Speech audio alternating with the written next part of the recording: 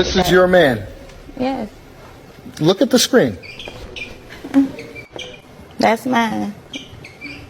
I'm gonna stick beside him. And that's what you're going to settle for. I'm gonna stick beside him. We need to have a discussion on how DreamWorks The Bee Movie somehow gaslit a whole generation into thinking that Ken was the villain, when in reality, he did nothing wrong. As a kid, it makes sense to side with Barry the Bee, but now that we're all grown up, we all side with Ken. Like, The Bee Movie, it follows the protagonist Barry B. Benson, an idealistic honeybee with the unique ability to communicate with humans, and later ends up at the apartment of Vanessa Bloom, a florist. We all know the story about Barry, but what about Ken, our lovable, misunderstood crash-out, the so-called villain of the Bee Movie? From his point of view, it's the downfall of his relationship thanks to a bee that almost clapped the planet. So we are in the part of the movie where Barry ends up in some guacamole and is about to get devoured, but Ken fortunately saves him before he's ready to stomp him out with some winter snow boots. Just when he's about to do so, Vanessa intervenes and saves Barry, which is strange because Vanessa, who is dating Ken, knows he's allergic to bees. If you're stung and are allergic, a sting could lead to a more severe reaction known as anaphylaxis, which can be life-threatening. The symptoms include difficulty breathing, swelling of the face, tongue, or throat, and a rapid drop of blood pressure. Vanessa really looked at her long-term boyfriend and a bug with a 2-week lifespan and decided that they were on equal footing. I guess in her eyes, he just wasn't Kenuff.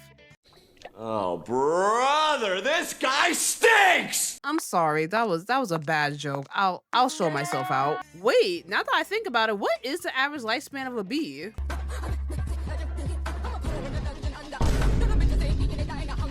Vanessa has a strong belief that all life has value, which is true. A bee does pollinate the flowers, but still, your boo is highly allergic to said bee and would have suffered a severe reaction. And yet, instead of prioritizing her man's health, she's busy giving Barry the full-on Disney Nala bedroom eyes.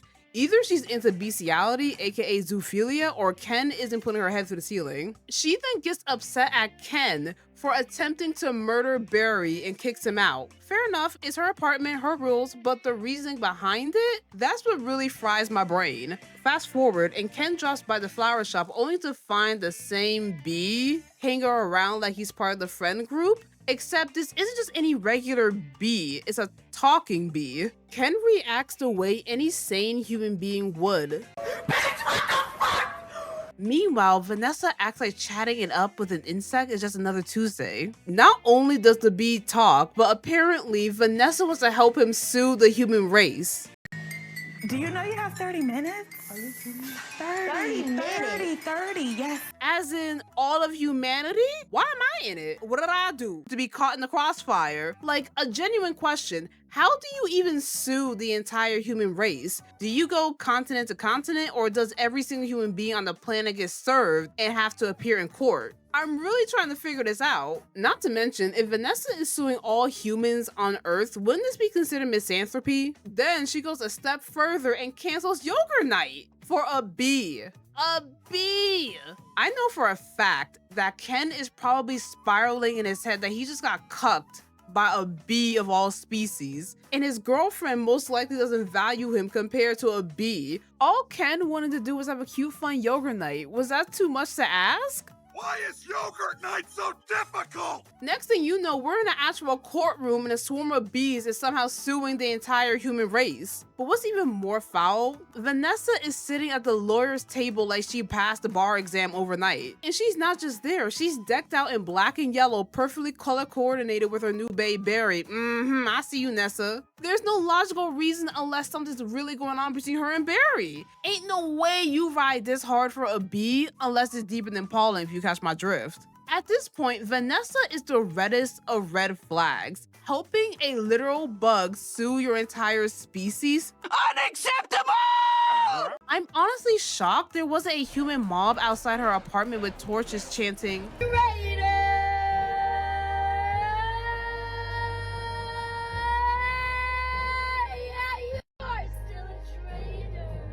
while burning down her flower shop. Because if anyone deserved cancellation in that universe, it was her. So Ken shows up at Vanessa's place only to walk in on what is very clearly a candlelit date with Barry. We're talking rose petals on the table, mood lighting the whole setup. Girl, do you have no shame? Now you out here thirsting after a bee.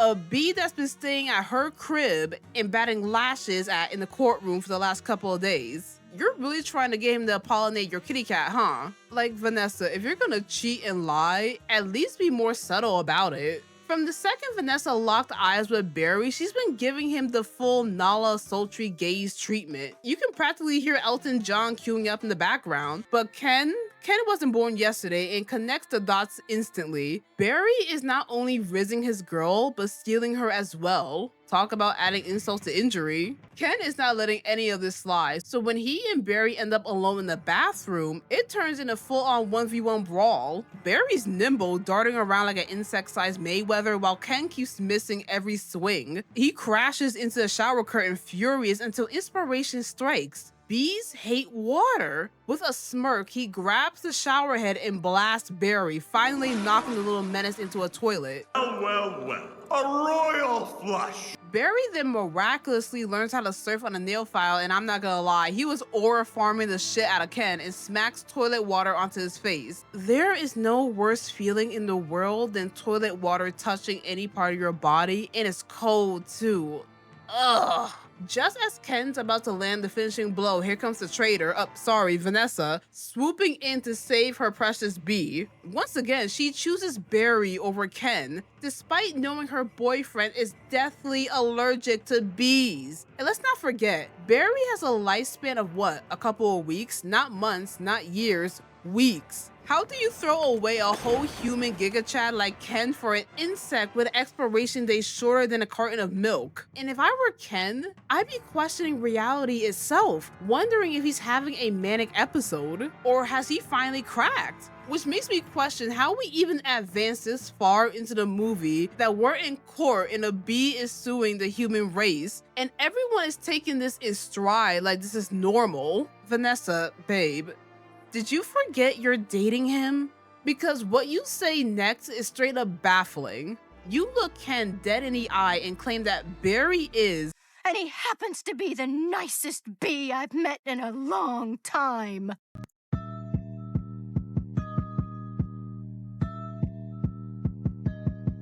excuse me, a long time. That implies that Barry isn't special and not her first bee. Like, how many bees are you hooking up with and talking to? Probably a lot, since they are dying every couple of weeks. I will understand if it were an anthropomorphic bee, cause wow, damn. Why are they making these bees sexy? She'll probably bust it open if Barry were like Lego Steven Beastars. Not to me, it isn't. I want us to build a family together. I want kids. Ken, finally having enough, storms out the apartment. Going back to the trial, not only do the bees defend their case, but they also win? No, nah. We need a mistrial, or one of the bees was tampering with the witnesses. Ain't no way all the jurors agreed that the human race is guilty. Honestly, I shouldn't be surprised considering what year and timeline the human race is currently in. The other lawyer who lost the trial warns Barry that a negative shift in nature is imminent. Time skips forward and the flowers start decaying like Shigaraki passed through that mug. And you know somewhere out there, Ken is grinning ear to ear, because remember, what does Vanessa do for a living? She's a florist. With the flowers gone, so is her entire career. No business, no clients, probably no friends either, because oh right, she also helps sue the entire human race. That's something a Karen would do. And all of this could have been avoided if she just let Ken stomp Barry out with his Timberlands and enjoyed a normal Tuesday yoga night. But no, she had to catch feelings for a bee with an 8-week lifespan. And let's be so for real, what was Vanessa's long-term plan here? Were she and Barry gonna play house, have date night, start a family? Like, how exactly does that work logistically? Is Barry supposed to insert his stinger into her kitty kitty meow meow purr purr and produce half human, half bee hybrid kids? What kind of fairy tale ending was she envisioning? Because biology says no. Like, I'm truly lost here. I'm really trying to figure this out. The flowers aren't just decaying, they're staying dead. Nothing's growing back. The world is dying because no bees are pollinating. So congratulations, Vanessa. Not only did you humiliate your man Ken by trading him in for a bug, you also managed to sue the entire human race and help usher in ecological collapse. Congratulations. You played yourself. If I were a random human watching this unfold, I would be livid knowing the apocalypse kicked off because one bee and a traitor to humanity decided they didn't feel like working anymore. Like, hello? Barry, it's literally your job. You were bred to do this. They announced the last ever flower show on the news. Military guards are actually posted up to protect a couple of flowers, like it's Area 51. Ain't this just dandy? The world is ending, not from war or disease, but because Vanessa got weak in the knees for a bee, and poor Ken. Can you imagine the humiliation? Not dumb for another guy, not even for another human, but for a whole different species. His friends are absolutely spilling the tea and clowning him non-stop. Oh, but don't worry, Barry and Vanessa suddenly learned the error of their ways and fixed the apocalypse overnight by stealing pollen from the flower show and repollinating the planet. It looks like that one scene from that Naruto movie.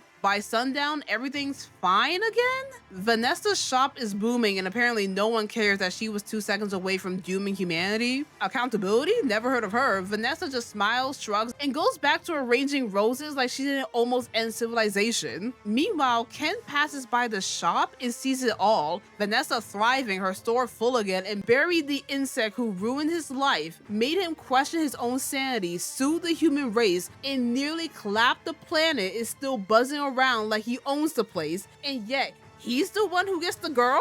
The math is not mathing. Make this make sense. Where are the consequences? Where's the mob with pitchforks? Vanessa should be in jail for eco-terrorism, not handing out bouquets. But Vanessa, was all this really worth it? Throwing away your man, your reputation, and nearly the whole planet for a bee whose lifespan, depending on type and role in the hive, only stretches a few weeks to a few months at best? That's your endgame? All this destruction for a fling with an insect that's basically on borrowed time? If anything, Ken dodged a bullet. Because remember what she said earlier, Barry is the nicest bee she's ever met, meaning she's probably lined up others. When Barry croaks and bites the dust, it's open season at Vanessa's. She'll be out here on bug Tinder swiping right on ladybugs, dragonflies, and cicadas. Somebody better call a Bug's Life because she's about to turn the apartment into an arthropod bachelor pad. And as always, don't forget to like, comment, subscribe, hit that notification bell so you never miss an update. And I'll see you guys next time. Bye!